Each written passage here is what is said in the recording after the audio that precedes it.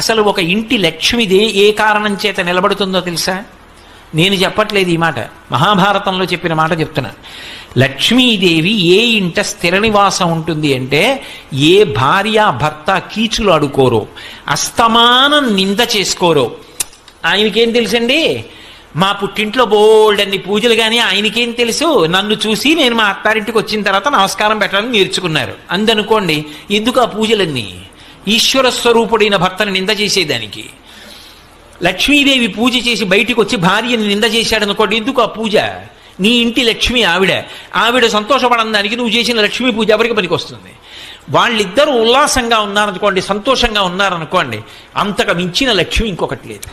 అందుకే విశ్వనాథ సత్యనారాయణ గారి 1000 పడగ నవల్లో ఒక మరచెంబును అడ్డు పెట్టి దాంపత్యాన్ని చూపించారు.